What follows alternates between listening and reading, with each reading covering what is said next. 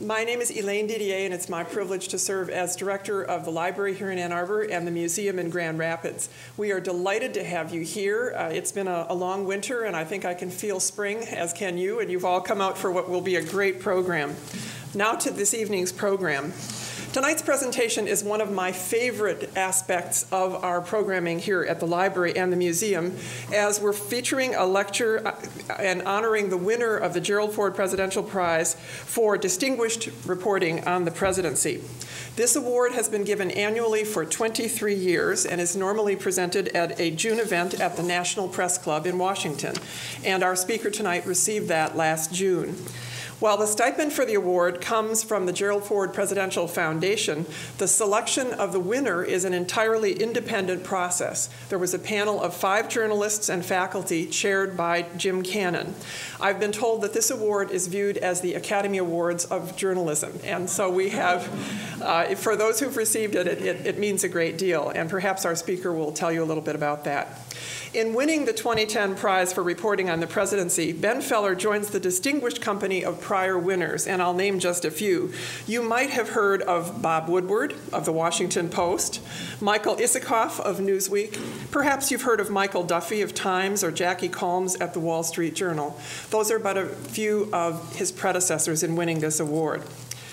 In view of all the developments on the national budget situation, tonight we are incredibly lucky that our speaker was able to come.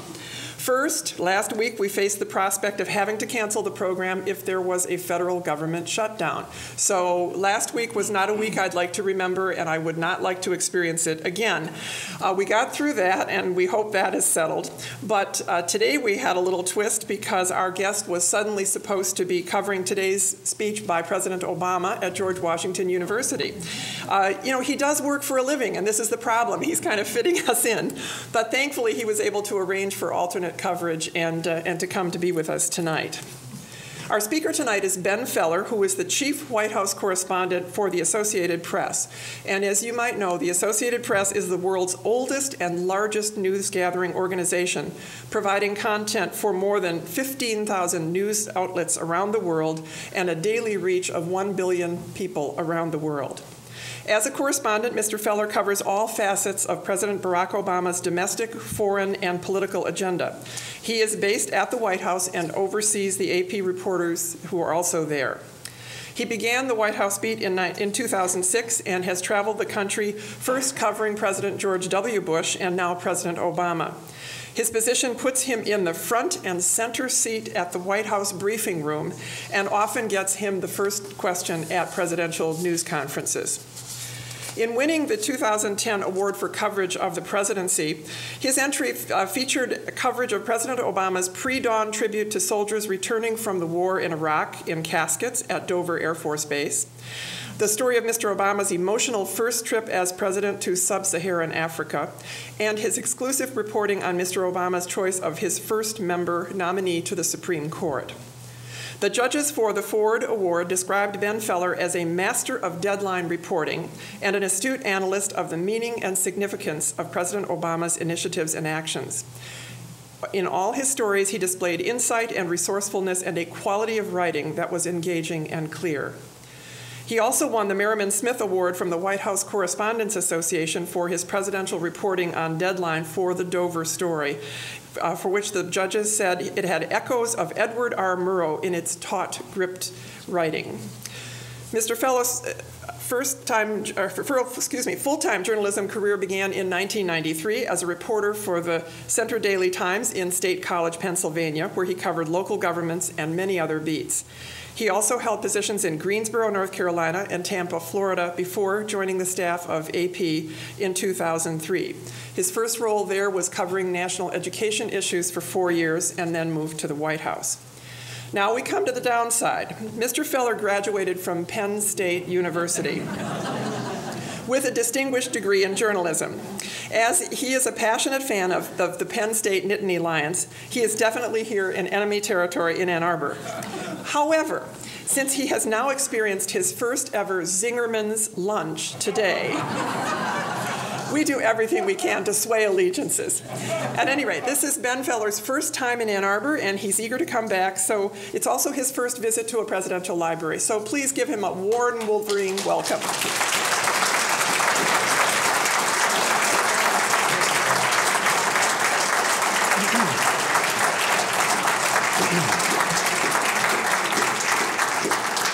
Hello, everybody. Thank you so much for having me and for that really wonderful welcome. I think I just heard that I won an Oscar. So I will leave here having won an Academy Award and Zingerman's. I'm doing really well, you know. As you just heard, this is my first time at the University of Michigan. And until now, I wasn't even sure you let Penn Staters on this campus.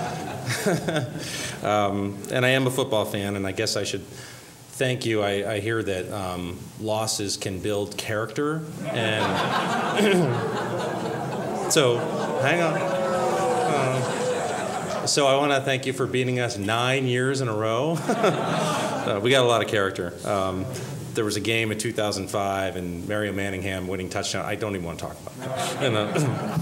So this really is fun for me to be able to talk about what life is like in the White House. I have one question for all of you, which is, how many of you are either journalists or connected to the media in some way? Okay, and I know that guy. Well, that's good, because the reason I ask that is what I want to do is tell you about what White House life is like, and tell you some chapters of my story there. I'm going to touch on the task and the craft and the real wonder of being able to write on deadline and get into reporting. But what I really want to do is kind of pull back the curtain a little bit and tell you about what life is really like, the real West Wing as I see it. The White House is a truly remarkable place. It's its own museum and its own library in a lot of ways.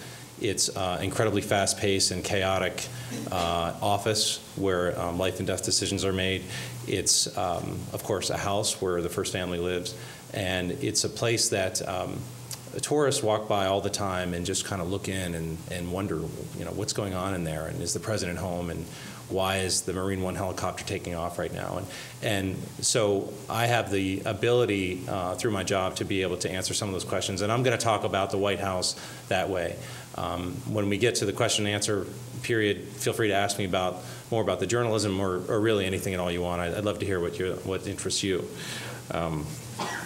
The only thing I won't be able to answer is anything about Joe Paterno. I have no idea. Okay, so let's start with the President of the United States. People want to know whether I really know him, you know, what's he like, you know, does he know my name, do we really get along? And I'm going to try to have some pictures here to tell the story. We get along great.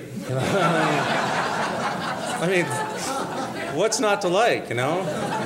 Got the same suit on, you know? You know, same tie, nice tuxedo. How you doing, Mr. President? Everything's good. Smile for the camera. So, but journalist knows that there's more than one side of the story. So keep an eye on his face there, right?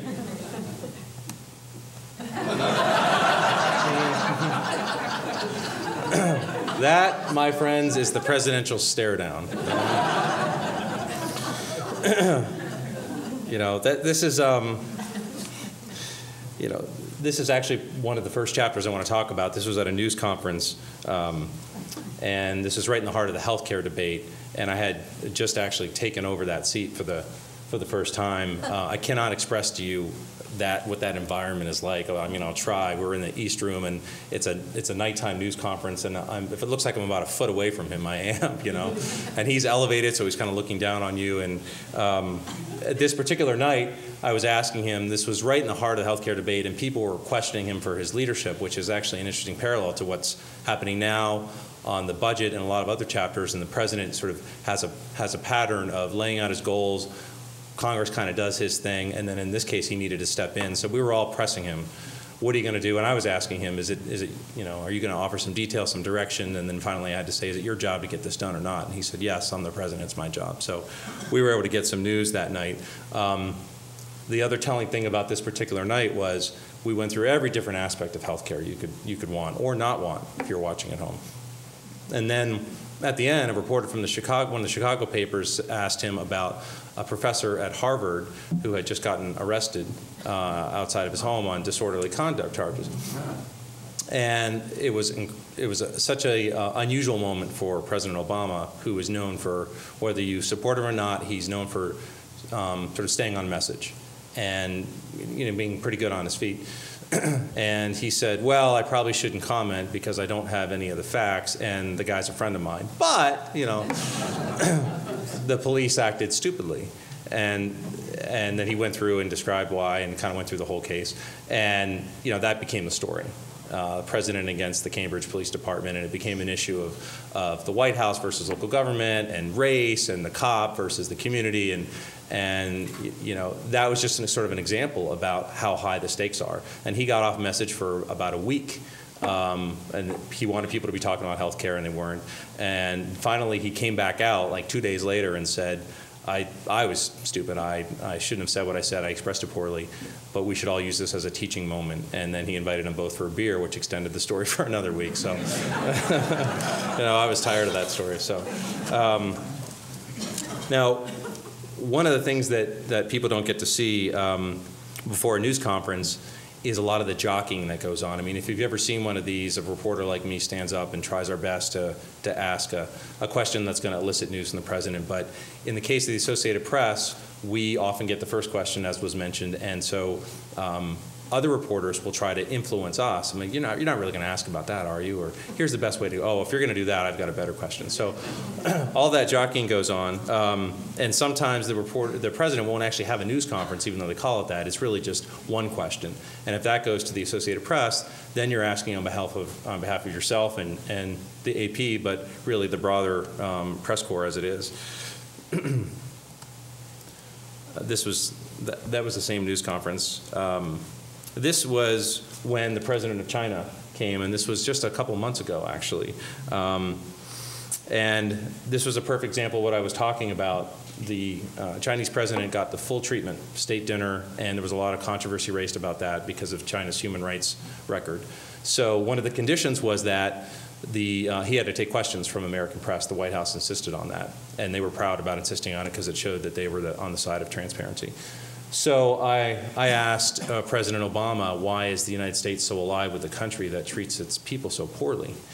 And I asked the president of China the same question. One of them answered me. It's the guy on the right. And President Obama made his case about we don't support their human rights record, and here's what we think they need to do to be a real player in the world and treating its people. But they're also a power, and we have economic relations with them, and we have to work with people who we disagree with at times. That was the gist of his answer. And then we went through the translation, took forever, and then they just kind of went on. And everybody was confused. Did he skip my question? Did he not hear the question? So there was some jockeying going on. Again, you don't really see that at home, but there was one other U.S. reporter who we knew was going to get a question.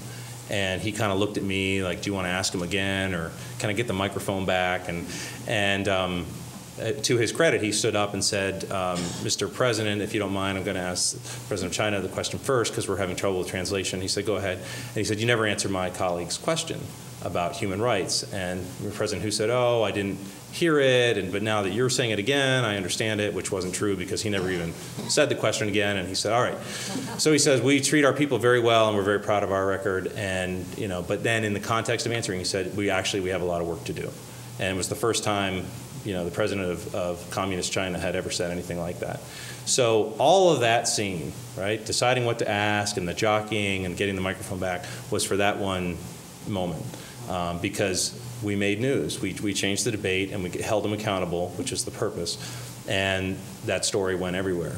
And just to kind of make it more real for me, my dad was on a trip in the Netherlands, and he was completely jet-lagged and sacked out on his bed in his hotel room. And he's just a political junkie and loves foreign relations, and he's watching this, and he's like, hey, there's my son, And so it was on BBC, and then he heard me ask the question, and the commentator went, "Oh, right, what an awkward moment, just the question he did not want to have asked, what's he going to do now?" You know?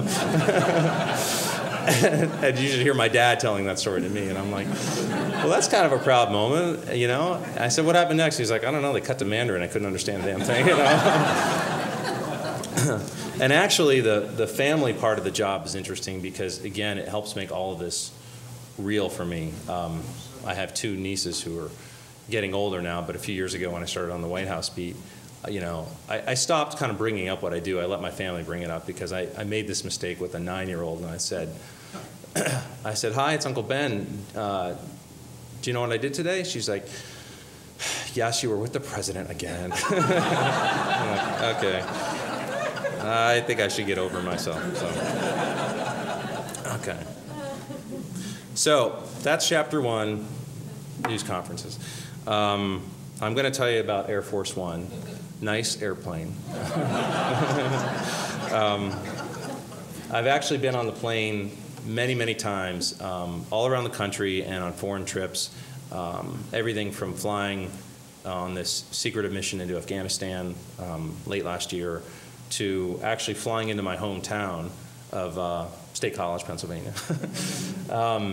And every time, I mean, you try to remember as you get on the plane about the majesty of it and the honor of it, but it really is always a work trip.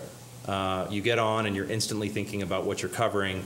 The press secretary comes to the back of the plane, and instead of doing the formal briefing they do at the White House, they do actually the briefing in the back of the plane. They call it a gaggle. And so you're sort of standing there and trying to hold your spot, and the jet engine's roaring, and you're trying to get answers to questions, and it's all very undignified. But you know, that happens all the time. So, but you still, sometimes at night, you get home and it's dark and you're at Andrews, and Marine One comes and the president gets off and waves and flies off to the White House, and you sort of look at the plane like this. It's a really amazing place to be.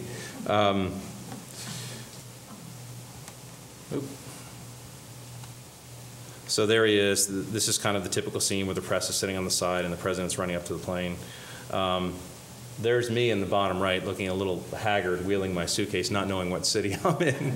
You know, this is often what happens too. We come off the back side, and the press only has access to this little cabin in the back, unless the president calls us up for a meeting to help if he has a statement to give in his conference room. So I think this was on a California fundraising trip, and the president will get off and greet supporters, and then they just tell the press to get out of the way and get into the motorcade, and they, you know, there's the nice limos and then the big Suburbans, and then there's like these white utility vans, and they stick us back there, you know. So this is one of these days where the president came back, and so basically where he's standing, and to the back there where you see the light, that's the whole extent of the press cabin on Air Force One. So this was at the end of a trip to Asia. It was extraordinarily long trip, exhausting. It was 10 days, but we kept flipping time zones, and we eventually went all the way around the world from Washington. And, you know, of course, we're filing stories and working all the time. So this was at the end of that trip, and we're just, you know, completely strung out and tired, and we were just about gotten home. I mean, you could, we're so close you could see the colors on the treetops. And so we had been in the air, including a stopover in Germany. I think it was 15, 16 hours. And he comes back with 5 minutes left and says, "Hey guys, you know, great trip, you know. I'll take a couple questions." And we're like, "Seriously?" You know, now, I mean, we all want to talk to you, but now we're just so tired. I mean, you know, there's Ed Henry from CNN with his glasses on, you know, and everyone else is just, we're just completely exhausted. And, you know, my poor colleague of mine, the president, I mean, this all happened faster than I've even telling the story. He's like, "Okay, what do you got?" You know, no warning, and we're just all looking for events. And one of my friends, who I won't name, but says, "Mr. President, what can you say about that trip?" I'm like, "That's your question?" You know? But he's like, "Well, I could say a lot about that trip." And then he talked for a while, and he gave us all a chance to kind of get together. But that's another example of how this job can go. You think that, okay, well, I took Air Force One and you went to Asia, but at any moment things can change. In this case, the president comes back, and he actually ended up making a lot of news here. He talked about the nuclear treaty with Russia, which was pending. He talked about Middle East peace and a big decision that had been made that day by the prime minister. He talked about economic competitiveness and how Asia's going to kick our butt if we don't raise the game. And so, you know, he left, and we landed, and I immediately called in what we call news alerts, 3 bulletins on 3 different topics, and then picked up my laptop and went inside the base and wrote another story. And then drove home, and there was a huge road closing, and so I still couldn't get home. And the woman who's in the foreground here, you can't quite see her, but her car was stopped next to me, and we were just in dead traffic, and she just rolled down the window like, this trip will never end. So I'm going to, one other story about Air Force One. This is a few years ago. The guy on the left is actually Peter Baker, who was a fellow former Ford winner. And that's Hans Nichols in the middle from Bloomberg. And I've showed this picture because I'm looking reasonably healthy there and rested, and that's the starting point for a story that now goes pretty badly. This was on a trip to Africa with President Bush, and I think we went to 5 different countries. And on the last leg, somewhere between Ghana and Liberia, I ate something that didn't go well. I was sleep deprived, and so I started getting very sick. And you know, they said, well, just get you on the plane, and then you know the doctors can take care of you. So we take off, and I'm really not feeling well. And one of the press aides says, President wants to see everybody. And President Bush had a great trip. This was late in his term. The people of Africa, every place he went, were so thankful for U.S. aid in terms of preventing disease and education reform, and he just so he wanted to talk about it. So he calls us back, and I sort of sucked it up, you know, and went in and sat down. And the president came, sat down, and then there was 2 seats that were filled by other reporters, and I took the 3rd one. And I walk in, and he goes, "Feller, how you doing? You don't look very good." And I said, I'm doing okay. And the first lady says, "You don't look good, honey. You know, you don't look good." I said, "I'll be fine." So he says, "Well, this is the best trip I've ever taken." And I was like, wow, that's quite a statement, because he had been on, you know, dozens and dozens of foreign trips. And he starts taking questions, and the first 2 questions are about a guy named Barack Obama, who was running for the presidency. And President Bush did not want to talk about that. He thought it was, you know, wasn't about his trip, and I mean, I saw his point there, but you know, that's what the first 2 reporters asked about. And so he was getting kind of surly, and he says, you know, "Feller, your turn, you know, why don't you answer my question? How you feeling, you know?" So what I'm going to read to you now is actually the official transcript of the presidency of the United States. President, yes, Feller, how you feeling, man? I've asked you twice. You're looking a little pale. Me, I'm hanging in there. President, have you vomited yet today?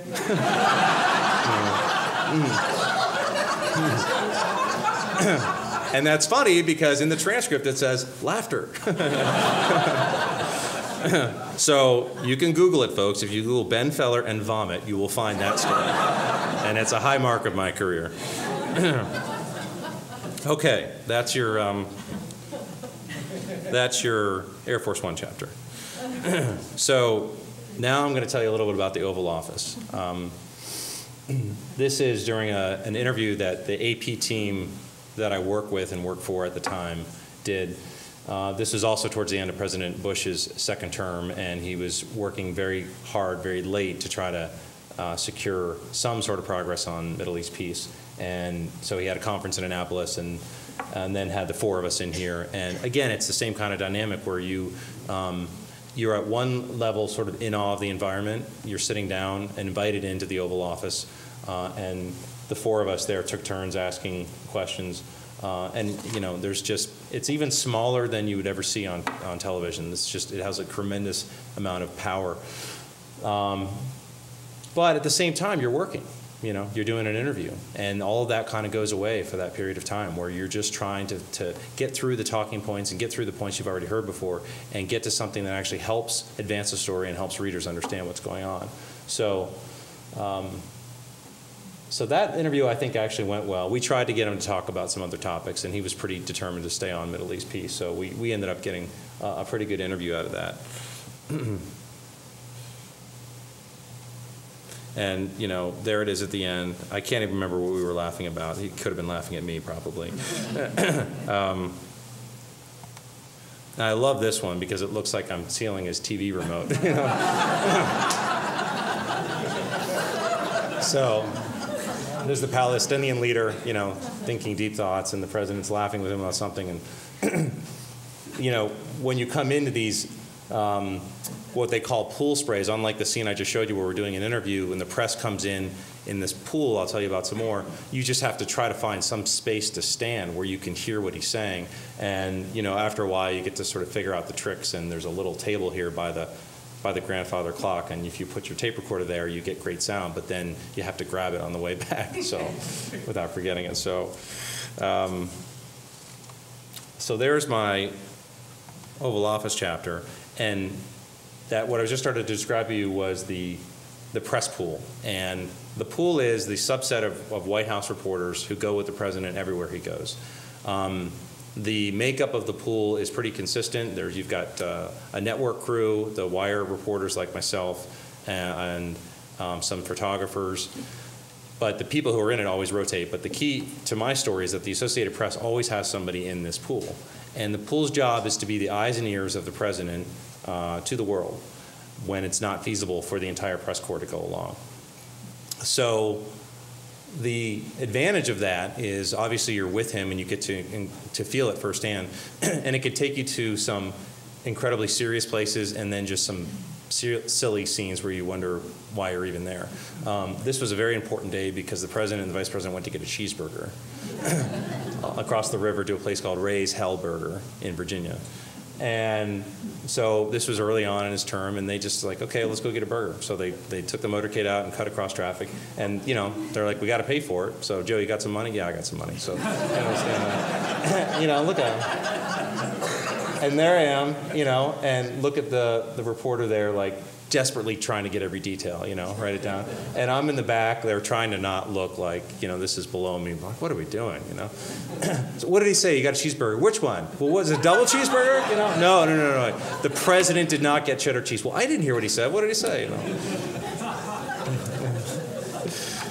So, you know, you think sometimes, what are we doing here? And you come back. But, you know, you get to see all sides of a president that way. Now this one's a little harder to see, but this is at the Walter Reed Army Medical Center in Washington. And President Bush, the last 2 years of his term were defined by the war in Iraq. And he spent a lot of time going here to visit wounded soldiers, and the press never saw that. We were with him to sort of accompany him to a certain point, and then we would wait out in this lobby, and he would have private moments, obviously, with the wounded soldiers and their families. So, again, you never know when you're going to be called on to take a question, and you always have to be ready. In this particular case, this was when the CIA leak case, if you remember that, about Valerie Plame, was at an important point, and the president was being called upon to pardon Scooter Libby, who was an aide to Dick Cheney and Vice President Cheney, and he took my question about it there and said that he was going to commute his sentence. And that was just a day where, you know, you didn't know if you were going to even see him or whether he was going to speak, but he took the question, and that was the big news that day. And so you can sort of see the contrast. You know, when they call the pool together to get in the motorcade, sometimes you're prepared and you have a sense of what you're going to cover, and sometimes you don't, and you just have to always be ready. This was a night that I'll never forget. It was mentioned in my introduction and was one of the stories that I was very honored to get praise for last year as part of the Ford Award. President Obama was going to, he was in the process of deciding whether to send more troops to Afghanistan, and was coming up at the end of this very deliberate year-long review, forces working on him from all sides, and the war was not going well. And now it was his war, and it was on his watch. This was at a particularly bad or really brutal time for troops It was the most violent and deadly month in the course of this long war, and a number of soldiers had just died in that week and were coming home in caskets to Dover Air Force Base. So I got called up to the press secretary's office and was told, this is a private trip, don't say anything, but we're going to Dover tonight. And I was in the pool. And so I had a little time to get a story ready, a very quick story that I could hit the button on when the president went airborne, saying the president's making a surprise trip to Dover, and why he was going and what this was about. So that story ran at midnight, and then we took a helicopter alongside his and flew to Dover. And the fact that we were actually able to see this procession of the president standing there and saluting the troops as he went by was unusual, because this had been banned for years for media coverage, and the president and the defense secretary agreed to lift that ban if the families wanted it, if they wanted their lost one to be recognized under full honors. So this was a moment where you really got to feel that no one in the world is seeing this. There was no live coverage of this, unlike a press conference. It was in the dead of night, and it was cold and dark, and there wasn't very little light. The only light around was sort of this yellowish tinge coming across from the lights that were flanking the flight line. And everybody was going to learn about this from the few of us who were standing there.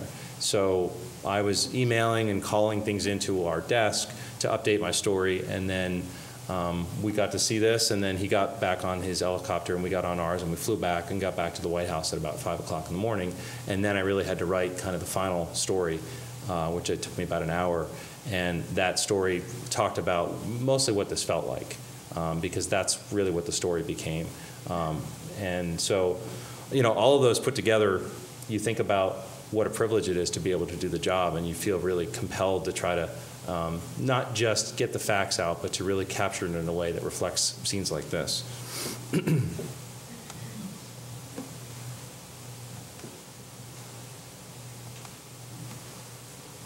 So now we are on our tour. We are back at the White House.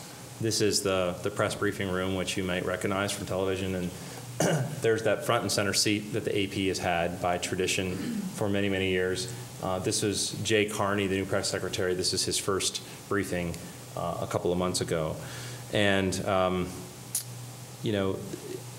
it sometimes looks like this, a very serious place where we're all trying to determine, journalism. And it looks particularly packed and earnest today because it's his first day, but it's not always like this. If you come into the briefing room at certain times, people are on their iPads, they're taking naps, they're eating where they shouldn't be, particularly some of the TV crews, they have different kinds of jobs where they are intensely focused on covering the president when there's something to see. But when there's not, they're not reporting. I'm talking about like the camera guys. So it's really the only place for them to sit. So the whole dimension of this room can take on really different feels depending upon what time of day it is and what kind of day was going on there. And that brings me to one of my favorite stories at the White House, which was a recent Friday. It was in December, and kind of a slow afternoon. Everybody was thinking about getting out of there for the holidays. And the president had lost the midterm elections, his party had, and he was trying to get a deal done with Republicans and that he could get through. The Democrats were still running Congress, but he needed Republican support. So he was trying to get a deal through, and that would, involve taxes and unemployment insurance, and we're all trying to figure out what's going on. And we saw on the schedule that President Clinton was coming by to talk to him. So we're like, well, what kind of access are we going to have? Is the pool going to come in for a statement? Are you going to have photographers in there? Are they going to come out and talk to us? And they said, no coverage at all. So we wrote a little story saying that President Clinton was here and they were conferring, probably getting advice on how to handle the situation, but we didn't expect to see anything.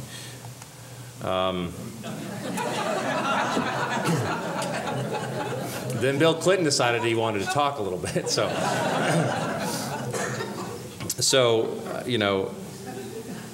he comes out and there I am scribbling away in the front row, and the way this went down was even more remarkable than it seemed, because what we heard was every available reporter get to the briefing room right now. I was like, oh my God. So we all go running in and okay, Clinton's coming out. Oh, Clinton and Obama are coming out. Okay, so it's like 4:30 in the afternoon or so.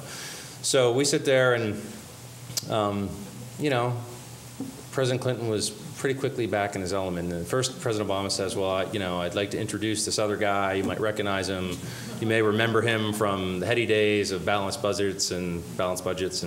Anyway, I just want him to, be able to say a few words. And Clinton's like, I'm glad to be back here. I miss you. And so he starts taking command of the scene. And President Obama says, well, I've got to go. My wife's waiting at a Christmas party, and he's just like, well, you're going to leave me out here by myself? All right. George, how you doing? And he starts just taking over this room, and we're like, wow, so, quiet afternoon, no coverage to that, all of a sudden, And it just kept getting better and better,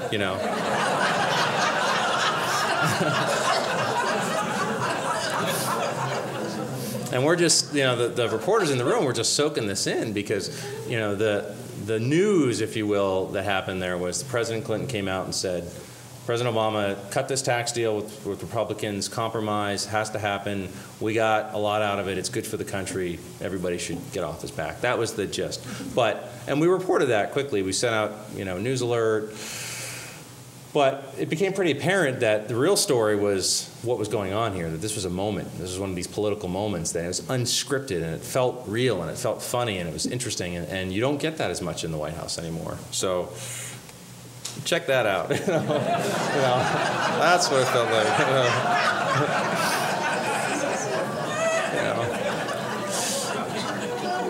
And you couldn't really make it up because President Clinton was saying things like, I study the economy every day, like, why? Why still, that's his job.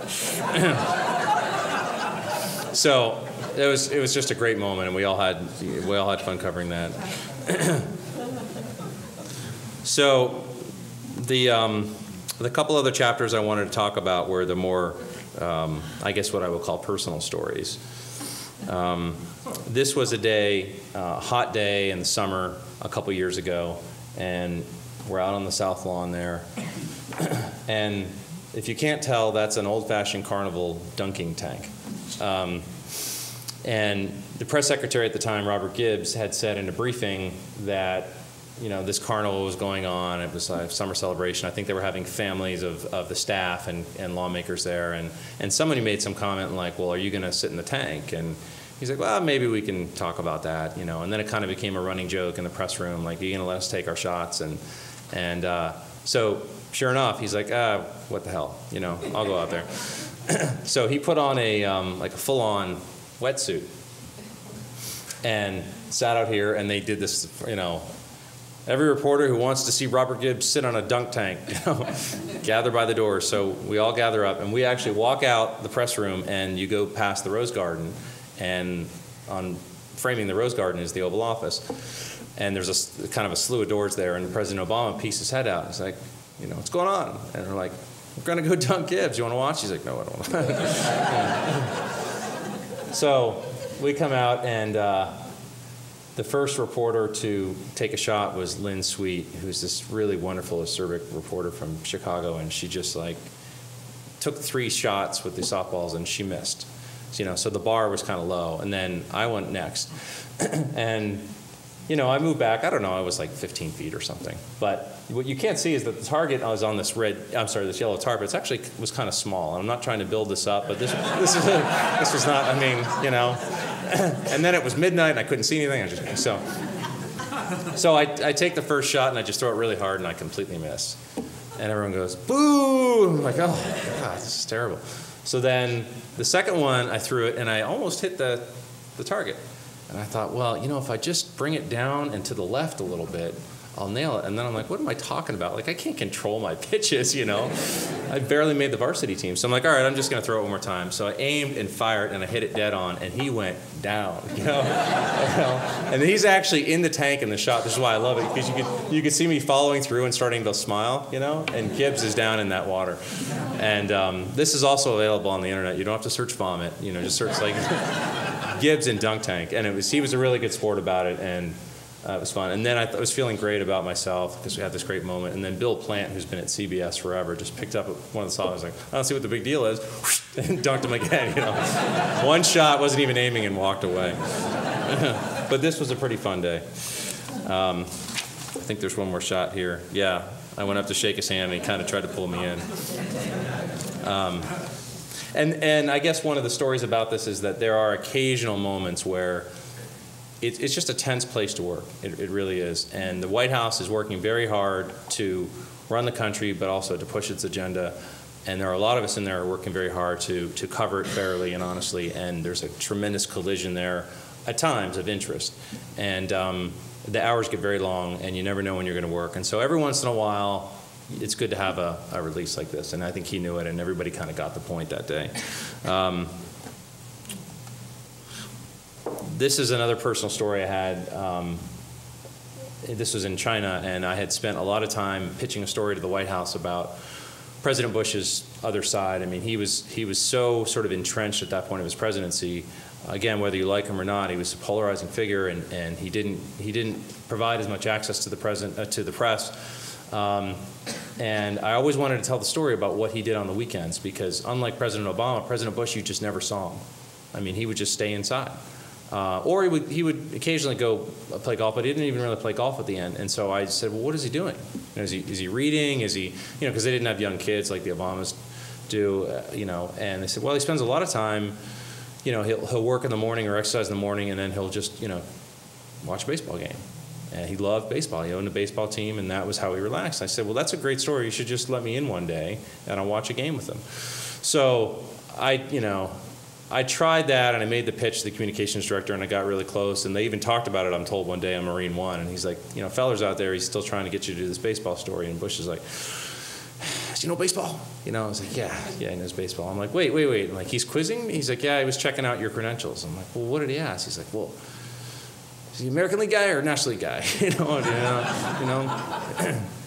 he know what it means to hit behind the runner, move the runner over? I'm like, yes, I know what it means to hit the runner over. But I couldn't get the interview. And then this is at the Olympics, and he's watching an exhibition U.S.-China baseball game. And the press secretary on the far right there, Dana Perino, saw me, and she's like, Ben, come on over. This is your time.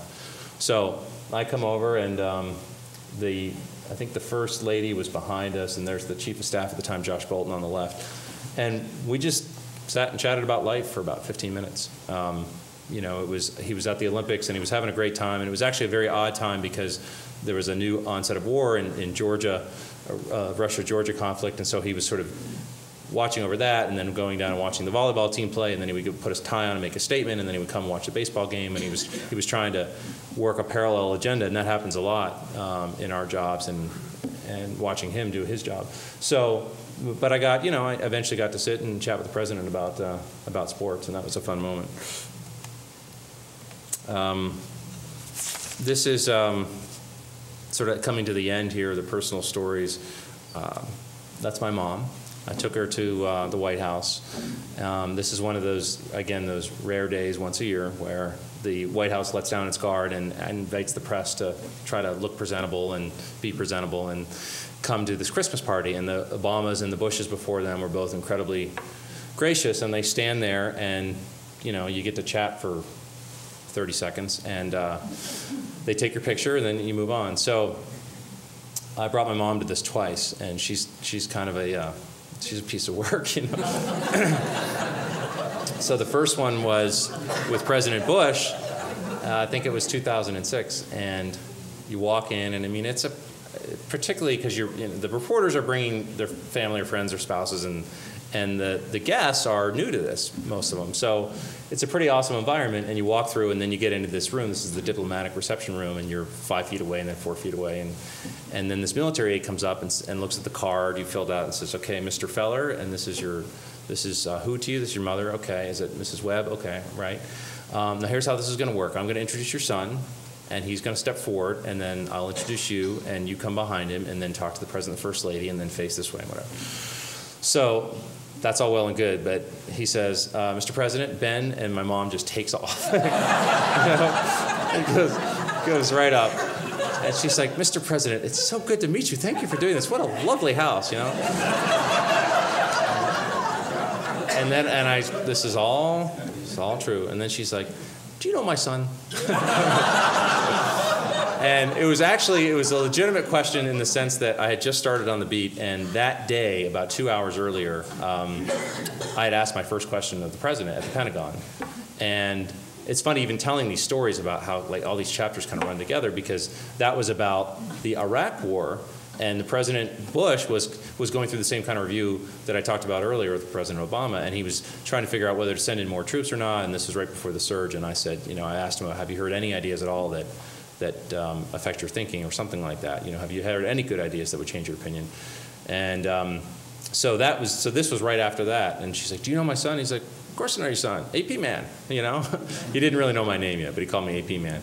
He's like, why wouldn't I know him? He was standing 10 feet in front of me like an hour ago, And she's like, oh, okay. And then he was, charming to her, and the First Lady was too. So then we get to this one, and my mom is, sort of very timid. And she's like, what did I do wrong last time? I'm like, don't worry about it. I'm sure nobody here remembers. And she's like, well, what should I do differently? I'm like, well, just listen to the military aide and do whatever he says. That works. So she went through the whole same rigmarole, and this time she didn't run up.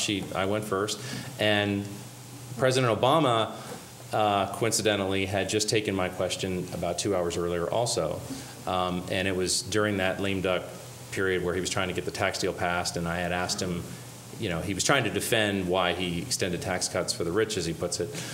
And I said, why should the American believe you when you campaign against something and then you take the opposite stand? Why should they think you're not a flip-flopper or something like that? And so then this happens, And he comes up and he goes, Ben? And he says, started things off today.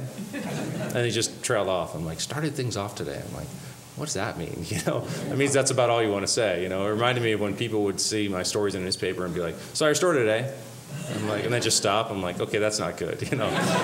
You're just acknowledging you know who I am, or So I said, yeah, well, it was I thought that was good. That's healthy. Here's my mom. So then he snapped back out of it, and everything was fine. So I get, the picture comes back from the White House, and they send you a little JPEG, and I sent it to my mom. I said, what do you think? She's like, I really like this picture. I don't like a lot of pictures of me, but I like this picture. She said, what do you think? I'm like, yeah, I like it too. It's a nice picture. And she's like, oh, it's just so funny how I'm standing. I said, what do you mean? She's like, well, look at me. I'm just so careful. I'm so rigid. I said, no, you look fine. She's like, but my arms are straight down. I'm like, oh. She's like, why? Where are your arms? I'm like, my arm's on the First Lady. Is it not supposed to be? Everything seemed fine,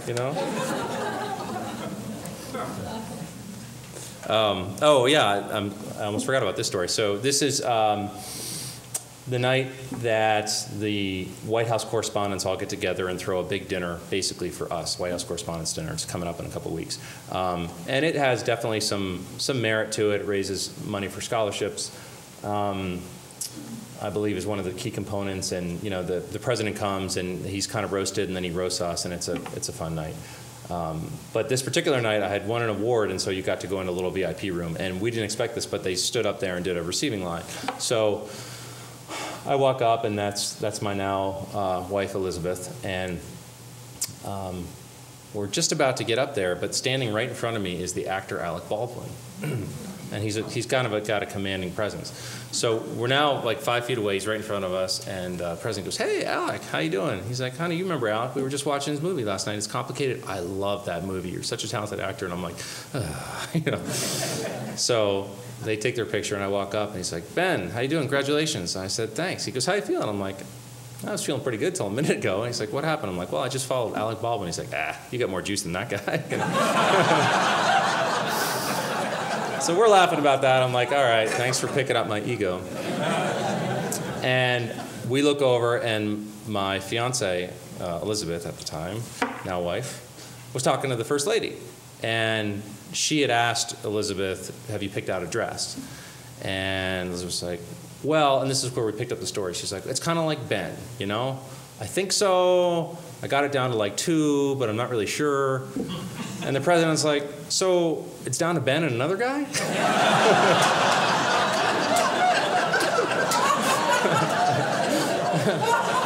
And I'm like, no, man, it's just me. Look at the ring. What? I'll see you at the dinner. So Anyway, we got married. It's working out. It's working out. So, to sum all this up, I guess what I want to say is that, to go back to a point I made earlier about the way people who stand on Pennsylvania Avenue and look at the White House, I see this every day. They look inside the gates and they just kind of have this appearance of awe and wonderment, and they're just like, well, is he home, and what's going on? And then people like me come out of there to go get a cup of coffee or something, and they look at them like, well, am I supposed to know you? I'm like, no, you're not supposed to know me. But they're like, well, people can just walk in and out of there, and they just want to be able to feel it somehow and get in and figure out what it's like. And then when I leave at night, and I often don't leave feeling as sort of upbeat as I'm describing it tonight, because it's such a hard job, and we often don't succeed in getting the information that we want about what the president's going to do, why he did it, who he met with, why it's important.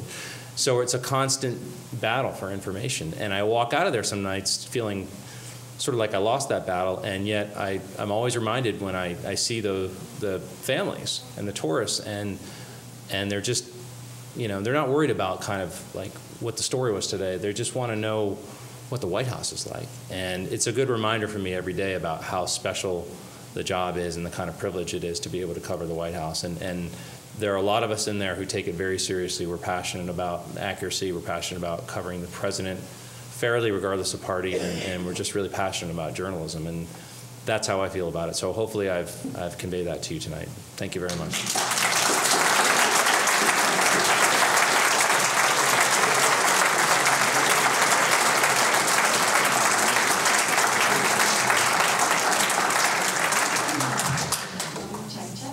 So I'm happy to take a few questions if anybody's interested on any topic.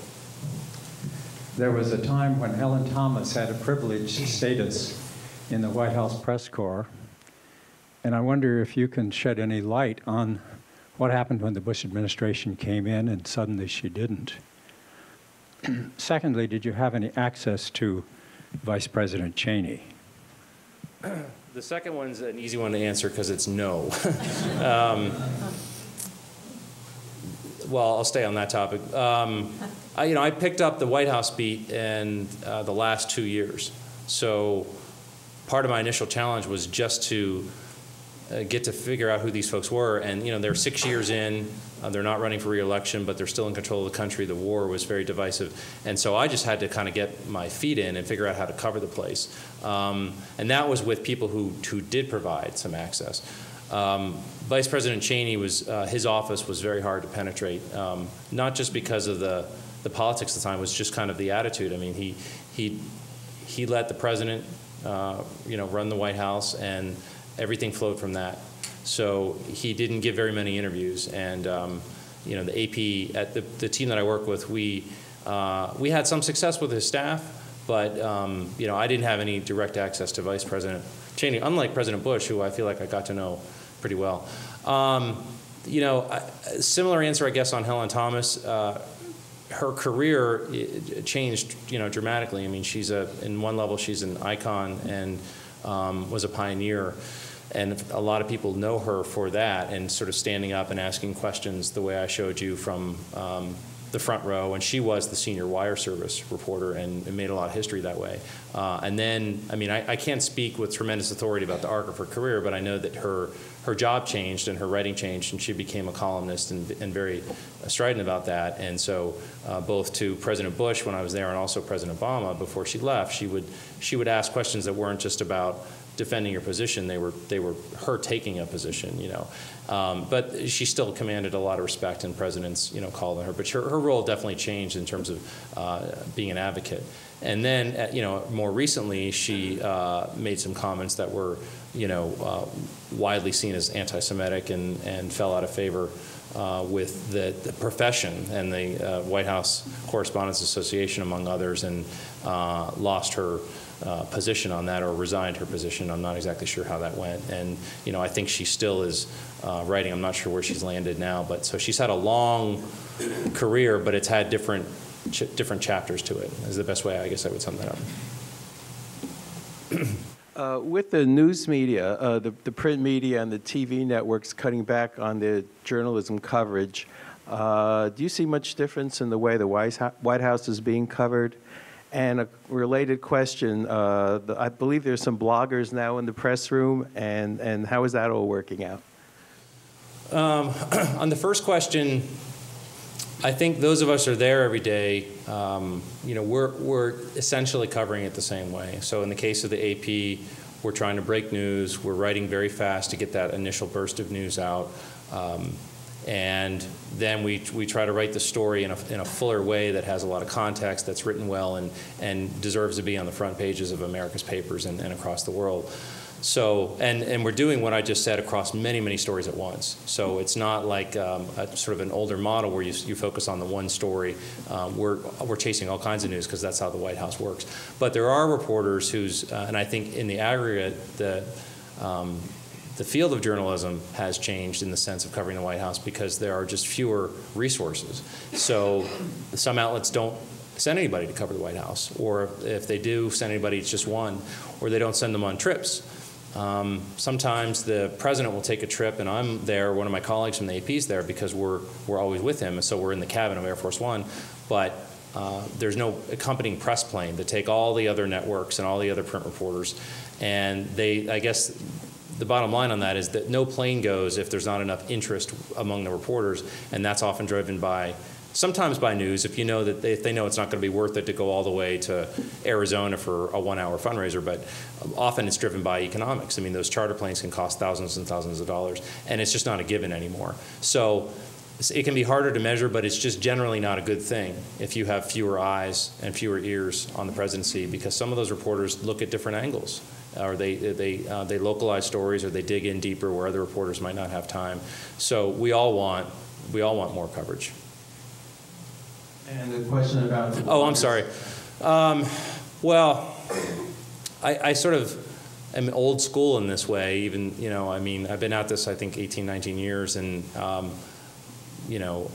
I sort of came through the newspaper model, small newspaper, medium, and large newspaper, and then I came to work for the Associated Press in Washington, covering education, and then to the White House. And I've always hopefully been successful by kind of focusing on the journalism. And I've always found an avenue for it. And now working for the AP, I mean, our stories go everywhere, which is a terrific feeling, but it's a great responsibility. So that's kind of how I've done it. And then along that whole arc, there has been a change in the media that, I mean, the internet wasn't a tool when I started, and then it became one, and then, everybody was communicating by email instead of phone, and then, blogs became popular, and now Facebook and particularly Twitter all of a sudden is becoming not just a social medium, but a news-making medium. I mean, that's how senators are issuing their statements, and the White House is announcing news. So, all of this kind of happens around me, and I intersected at points, but I think a lot of blogs are very well read, and they're avenues for people to get out a different side. And again, I think that's a good thing. I think it kind of depends on the blog. I mean, if somebody comes out of an event and there's a news story, and then there's a network piece, and there's different blogs from different parts of the spectrum all have their take on it, I think that's a good thing. Sometimes, blogs can I've seen cases where blogs have gotten things wrong, and the response will be like, well, come on, I mean, the standard's different, and that bothers me, because I'm like, well, if you're going to report on it, then you have to attribute it, and it has to be right. But generally, I think all these different sources, they're all trying to get out news and information and viewpoints, and that's a good thing. Would you compare and contrast your experiences with President Bush and President Obama with respect to how well they seem to listen to your question, how directly or indirectly they respond to the questions, whether you get any feedback through any mechanism after you've written a story, and how they let you know whether they're happy or unhappy with what you wrote? Well, actually, I'm sort of heartened by the fact that the two presidents I've covered have been very similar in the fact that they'll take a question and they do respond to it. I think partly because they know that's just the expectation at a news conference. I mean, it's a pretty stubborn thing to call a news conference, invite the press, call on somebody particularly to take a question, hear the question, and not answer it. There are a lot of times we ask them questions and they don't answer. In the Oval Office, like one of those scenes I said earlier, we'll shout a question, what about Libya? Are you going to start war? And, they just wave us off. But when they actually call on us, I thought both presidents have been very consistent and thoughtful about answering. Now, what they usually will do, and President Obama, because this is freshest on my mind, has a kind of an uncanny way of doing this. He'll say, well, look, and then he'll walk you through, the economy that he inherited and what he had to do at the beginning, and then, the numbers started to turn around. And now we're in a position to, take on the bigger issues. And I'm like, well, we know all that. And I know all that because I've heard you say it 100 times. But he'll look at me and he's like, now, with respect to your point, and then and just when you think he's like, he's never going to answer the question, he does. And sometimes his answer will prompt a follow-up question, or he might not answer like a specific point. The day on that healthcare question I asked him about, is he going to step in and give some direction to Congress, because that was the issue. He was just sort of being secondary. And he said, well, I don't want to do this, but I will do this. And I said, is it your job to get this done? And he said, well, and he didn't really answer that. And I shouted, is it your job to get this deal done, healthcare? And he said, yes, I'm the president. And eventually he thought that and saw that and went and lobbied to the end to try to get the bills passed. So in that sense, I think they're similar, and I've found good luck. I think in terms of your question about feedback, we usually don't get that at the presidential level or even like the chief of staff. It usually comes from the press shop. And if they're not happy with the story, they'll let you know. But again, there's kind of an expectation, like it can't just be, well, that's not how they would have written it, or you should emphasize all the good we're doing. I mean, because we don't work for them. And they know that. I think that they get that. It's got to be a little bit more of a specific criticism. You've left out this key point, or you guys keep selling this narrative of he's not engaged, but we gave you information that says X. Couldn't you at least include that? That maybe that kind of. And that actually doesn't happen that often. But if it does, my instinct is to say, like, well, what do you think is missing? I have an interest in being comprehensive too. As long as you're going to be fair about it. If ultimately they're just kind of angry about a story, but they can't really articulate it, they're just not having a good day. That's not my problem. Thank you for a very interesting talk. Thank I you. really enjoyed it. My question is related to the other ones asked before. How do the press corps members get invited to go on a certain trip? Like when you went on Air Force One, the Asian trip, that was like over a week trip. The second part of the question is that do the same people get invited, or they rotated, or what? Is there a criteria? And the little small part of that question is, I observed in that Air Force One, when President Obama was talking to the press, I noticed only there were 2 females. They were all males in the room. Is there some way how they pick the people who to go? Yeah. They have a choice of. The White House doesn't choose who goes on the trips. That's up to each individual news outlet to decide who to send. So the way it works on Air Force One is that press pool is, I think it's 14 members. That's how many seats there are back there. And so there's 3 wire services, the AP, Reuters, and Bloomberg. Always there, always in the same seats. Now, those news organizations independently decide who to send on a trip. And since I'm involved in that for the AP, sometimes it's a matter of somebody's going on this trip because they have a particular interest in it, or the editor wants us to go, or I'm the chief correspondent, so I'll go on the bigger trips, like the foreign trip I would do. But there are trips all the time, and so sometimes it just might be who's free to go to San Diego next week. Someone's like, well, I'm on vacation, or my daughter's graduation is that day, so it's It's just more practical. So that kind of how it breaks down to a granular level. And then, like I said, that's just the pool. The press corps can go also with him, and they charter a plane and split the costs. And that's a trip-by-trip decision. basically the press corps will email itself, the White House press corps, and say, who's up, who wants in, you know. And that's a news judgment decision. Is it going to be worth our time and our money to go on this trip? And what are we going to get out of it? And then, you know, they decide. So I'm not really as involved in that because, you know, because we're always on Air Force One. As far as the lack of female representation, I mean, it's kind of a consistent problem. I don't know how well I could speak to it. It's just that there are often times when that room is predominantly male, and you know it gets commented on, but it has nothing to do with the White House or you know any sort of forces in that room. It's just as it stands right now, it's a kind of uneven distribution. So again, to the degree it's discussed in there, I don't think anybody's particularly happy about it. I mean, there have been times when I've been the only. There have been no women on the front row. But it's kind of a larger question that I guess I don't have a great answer to. Sir? Mr. Fowler, I'm concerned with safety. In your experience working with Mr. Bush and President Obama, both, you mentioned access to Dick Cheney. Now, you all have access to the president. When all of you get together in that room where they have the press conference, does the Secret Service make you pass through some machine to get in there? Yeah. Okay. Yeah, well, you can't even get into the White House, let alone a room within the White House, without going through a lot of security.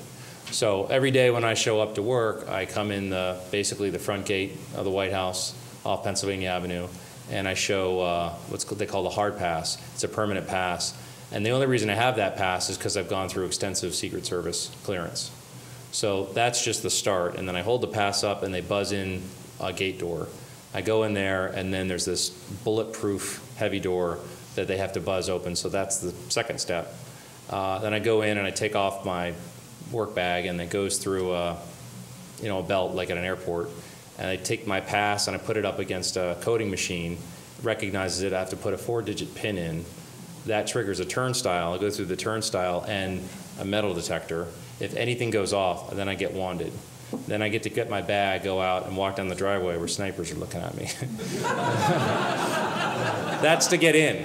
Well, I remember this couple crashed the White House party not too long ago. How about when you go into Air Force One? You saw that picture when you're more like informal there. Yeah. How do they check you there? Does the Secret Service check everybody there too? Very similar deal. At Andrews Air Force Base, if I'm going on a trip, you drive yourself there, you pull up and you show the press badge, and that kind of gets you in the first gate, and then you go to the terminal.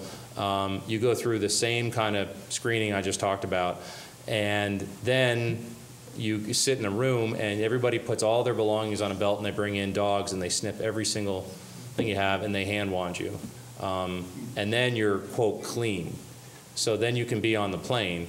I mean, at some level, they've screened you as much as they can. They need the staff and the press to go on the trip. So, but even there, it's not like they sort of stop. I mean, the Secret Service sit right in front of us. They're always watching. Those are the ones we can see. And I'm sure they're doing all kinds of other things that we're not aware of. And then if somebody breaks protocol and says just goes to the bathroom and comes back without being escorted, then they're not deemed clean anymore because you don't know where they've been or what they've been past. So then either they have to get rescreened, or depending upon the circumstance, everybody else does. So there's a constant vigilance there. Even though you're recognized and people know you, yes, people still check. Even at that always. The scene you show with Mr. Bush in China, that was more informal. Will you check them before you approached President Bush? Again, we had been screened. To be with him. We had gone through all of those steps and then gotten in the motorcade. Yeah. And then you're with him basically, and the van has been swept. So at that point there's really no other screening that needs to be done. I mean, they could always, if they wanted to, do one more, but it's that's his senior staff calling a member of the press corps who's already gone through security to come over and sit next to him. So. Well, thank you very much. That explains what you said. Sure. Yeah, we never get a pass on that one. Never. Two questions, if I might, please. First of all, what did you write and how did you feel after that night at Dover Air Force Base with the President? And secondly, I wonder if you have had occasion where you've been in the press room and there's a special issue that you know is going to be discussed and you've had an opinion about it yourself, and if after hearing then from either the President or the press secretary, if you've ever had occasion to change your mind then based on that. Well, I'll take that second one first. You know, this is something that actually bothers my mom, to bring it back to my mom, because she's like, I just want to know what you think. She's like, I just want my son back. I'm like, I'm right here, Mom, but, you know, I don't have an opinion on everything. Some people live their lives that way, you know. So so what I have an opinion about is what the President has said and what he's done, and digging into that and holding him accountable. So when the President campaigns, we cannot raise taxes this way. And then he loses a midterm election and his power stripped and he's at a tiny window to get a deal done and says, well, I'll give ground on that, but we need to make sure that taxes don't go up for the middle class and we get unemployment insurance, and says, this is a good deal. I said, well, you can sell it as a good deal, but you know, I come into that with a point of view in the sense that I know what you said, and I know now what you did, and I'm going to be the one to hold you accountable, or try to. So that's where my point of view comes in. But it's based on the journalism of it. I don't come into that with a point of view about whether taxes at a certain rate should go up or not, or whether unemployment should run out at 96 weeks or not, or whether the President should step into a budget fight in Wisconsin. You know, I just don't. I mean, it's how I think, it's how I trained, and I just take it too seriously. And some people will say to me, like, well, you have to. You know, I mean, you're human. I'm like, well, no. I mean, do you have an opinion about all these different public policy issues? All of them? You know, I mean, we go in there, and what we have is our credibility and our accuracy. And I like to think President Bush would describe, you know, to the degree he remembers who I am, would describe me the same way President Obama would, which is, yeah, you know, he's fair. You know, he gets it right. I don't always like his, you know, questions, but I see where he's coming from. So I can't really say that they've kind of, you know, changed my opinion. I've come out of there sometimes and thought, out of a news conference or briefing, and thought, well, that helped. That was good. I mean, now we got more. Everybody won in that. I mean, he got to have his say, and we asked good questions, and the American public got more information, and that was good. And other times I'm like, well, we just heard his talking points, and he didn't particularly like our questions, and the stories aren't as good because you don't have that much to work with. So that's, I guess, the closest I've come to sort of feeling one way or the other coming out of there. I'm sorry, I forgot your other question. About Dover. Yeah, yes, thank you. About Dover. The Dover story, I don't have it in front of me, but the key thing to remember from that was that I had gotten back, and it was about 5 in the morning, and my first story had run at midnight. You know, news alert, President Obama goes to Dover Air Force Base to greet the remains of fallen soldiers. And it was very straight that way. He went here, here's why, it comes at a time he's thinking about sending more troops to war. This is because of a change in policy that allows, you know, the media to see it. So by the time I got back, that story was 5 hours old. And what we like to do is, at some point once you've gotten the news out, is to write it in a way that kind of captures the whole day. But at that point, you know, sort of in between as a writer, because I had the news out, and it was sort of getting dated in one sense. But in the other sense, a lot of people had never seen this story because they were sleeping when this happened. So I took an indirect approach that I think the lead was standing in the pre-dawn darkness, President Barack Obama saw the real cost of war, the Americans who come home in coffins while much of the country sleeps in peace. Because that's what it felt like. And that's what happened. And then I described how, you know, it was dark and cold, and he got to feel this for the first time face to face. And President Bush spent a lot of time with families, but he never went to Dover. He didn't think that was the way he wanted to honor the families. And President Obama, you know, wanted to do this. And I said, at a time when he's considering sending more troops, maybe 40,000, maybe more, he he saw that the number that really counts is one, and that was this one soldier, Dale Griffin, who came back. And so that's how I approached it. I tried to capture what it felt like and what the moment was to him. And he called that the most important moment of his first year in office. That one moment, and that was an incredible statement when I read that, because of everything that happened in the first year. I mean, getting it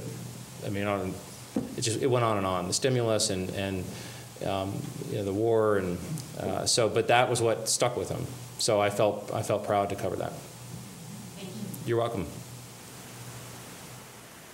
In the context of the press conferences, you made reference to the clash between what you might want to ask, what the press corps wants to ask, and what the administration might want to tell you. Right.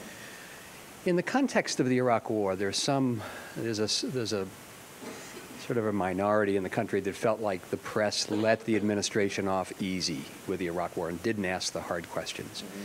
Mm-hmm. I think particularly of the reporting of the number of Iraqis killed. I mean, that was a minor story, but we really didn't hear much about that. Do you struggle, and do your colleagues struggle, I'm sure you do, but I don't know how much you want to talk about it, with is that an okay question to ask? In the context of many people feeling like the press let the administration off easy during the Iraq War, were there things that you just felt like we really can't go there? Well, for me, I would say that the struggle is not whether or not this is an okay question to ask. The struggle is, how am I going to get that information so to the degree there were mistakes made, we don't make them again. So there's a new campaign forming, and I mean, these wars are all different, so you can't compare. But going into Libya, we start to think, well, how do we know you're arming the rebels? Well, who are these people? How do we know? How do you know? Why should we believe you? You say the U.S. is backing out of a lead role, but you're not saying when we're getting out. We're still providing support and sending missiles. So you try to think critically about how can you get the information. How do you assure readers that the information that we're being told, the intelligence particularly, is accurate? I think the government has a much higher standard now of credibility to prove because of the Iraq War, and I think the press definitely feels that every day too.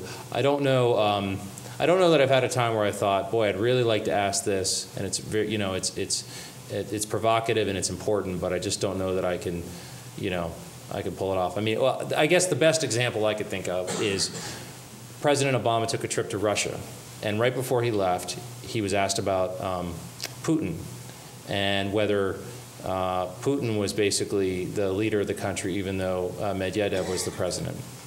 And President Obama said something like, Putin needs to learn that the Cold War is over.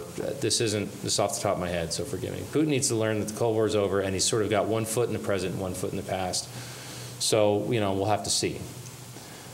So then we go to Russia, and we're in the Kremlin in this incredible room. I mean, just this imposing hall. And I got called on, and I said, as President Obama stood next to President Medvedev, I asked him something like, have you decided in your mind who runs this country, Putin or the guy standing next to you? And Medvedev gave me a look, and the press secretary sent me an email. He's like, your emails are going to be checked tonight, because we were in Russia.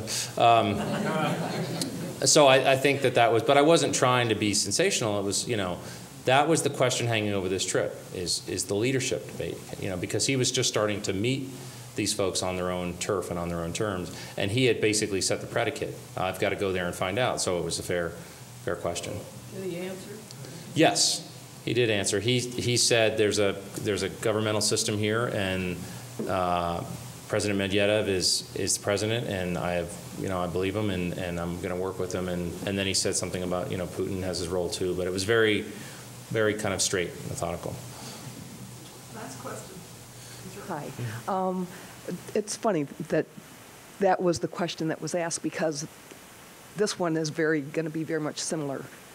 How do you and your colleagues, all of the politicians, all of the statesmen, how, when you're in the middle of an inane situation, do you stay so poised and politically correct? And how does everybody in that situation not just come out and talk about the insanity of the situation at times?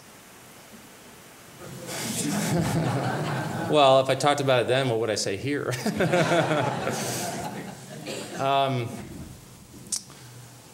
You know, I guess sometimes when those sort of inane moments are happening, that's not when we're right in front of them. I mean, normally, I think the stagecraft happens at a very serious moment. And so you sort of ask questions that are kind of commensurate with that moment. I guess, you know, I was at the White House on Friday night until 1 in the morning. And that was the third night I was there past midnight covering this shutdown story. You know, the government reached a deal to keep the government running at 10:30 in the night, an hour and a half before deadline, right? So it would have affected millions of people. I don't think most people would agree that that's a good way to run the government. I think that's a fair statement, right?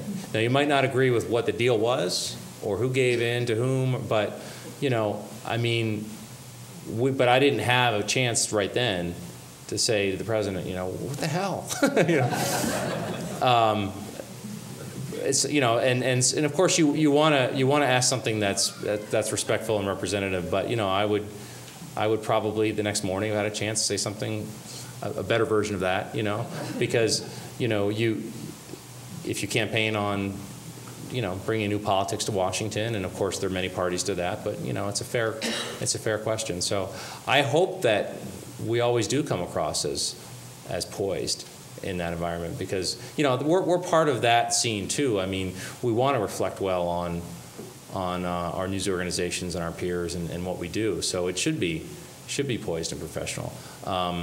You know, it doesn't always work out that way. There are some times when you get frustrated, or you know, funny things happen out of nowhere, or you know, you're right in the middle of what you hope is an intelligent question, and a light bulb goes out, and you've lost your train of thought, you know, and you just hope it'll help you out. But overall, I mean, it comes through a lot of practice. You know, the level of thought that goes into and preparation that goes into what to ask and how to ask it. You know, I'll just go through and edit questions, and I think if I ask that, I know what he's going to say. I know exactly what he's going to say, and we're going to be right back where we started, so scratch that. But if I put it this way, hopefully he will have to expand upon what his doctrine is for example, Libya. What's your doctrine for military intervention? You know, if you phrase it a different way, then just give me your principles, but, you know, why should we think this is different, or what are your beliefs? He tends to, you know, take the opportunity to answer. And just one other. So when it actually occurs, when somebody actually goes, come on, what happens? What happens then? You mean when somebody says that to him? When somebody just cannot help themselves and they say, you're kidding me. What happens? It depends on the president. Obama would say, well, look. You know.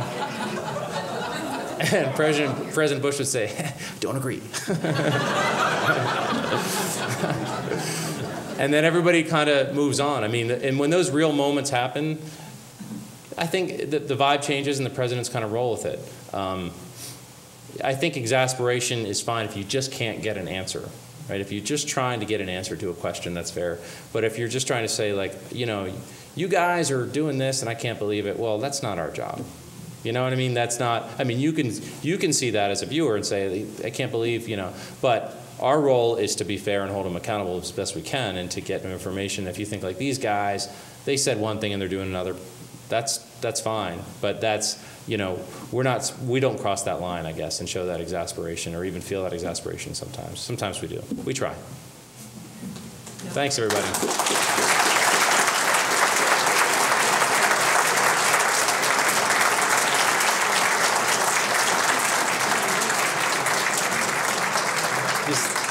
Does that mean you will welcome a Penn Stater back? Thank you. We didn't get a chance to show him Michigan Stadium this time, but next time when he comes, we're going to walk him into that vast stadium and show him what a real stadium looks like.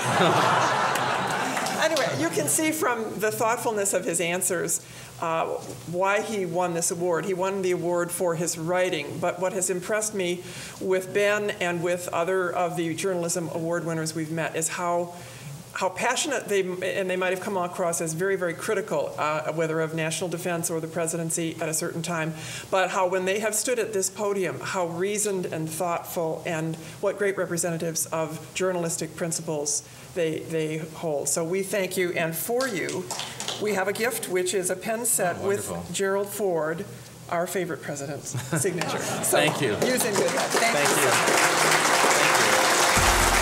you.